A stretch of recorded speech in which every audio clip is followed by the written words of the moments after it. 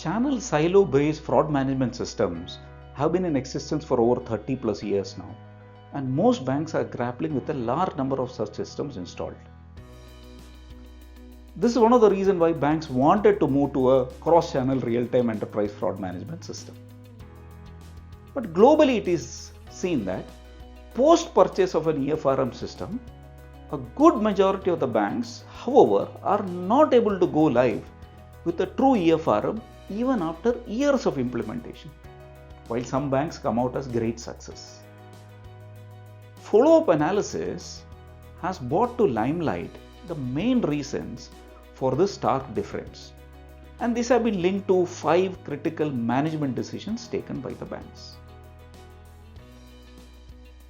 Management pitfall number 1. The decision not to connect your core banking from day one and instead go for the easier channel-based phase 1 go live. We have noticed that if a bank does not connect its core banking system from day one, then the chances of it ever going live with a true EFRM even after years is very, very low. This is because such an approach will corrupt the delivery and the interface architecture itself.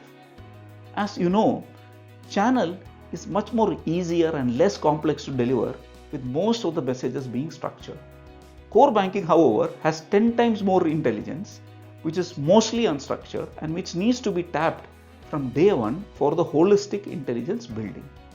A true EFRM system ideally requires about 20 systems to be integrated on day one. There is significant management time and determination required to push the vendor to deliver these complex interfaces and not to take shortcuts.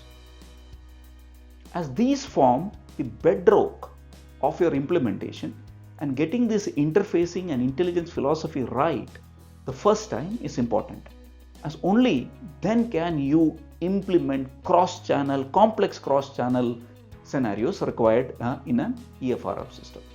This is like a jigsaw puzzle, and the sheer grit of management in pushing the vendor is what makes this a success. However, we have seen vendors pushing bank for an easier approach. That is to go live with some channels, maybe credit card, ATM or internet banking, and say, hey, we will go live with core banking later. The reason being, these are simple interfaces and creating simple scenarios, and the bank can go live quickly with silos. This proves to be a costly mistake for the bank, as then it is nearly impossible for the bank to go live with a true EFRM because the underlying interfacing and architecture now just stays channel silo. New channel additions also stays as silos.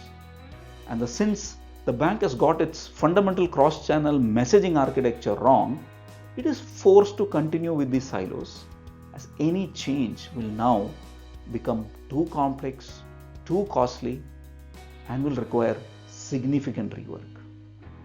This sums up management pitfall number 1.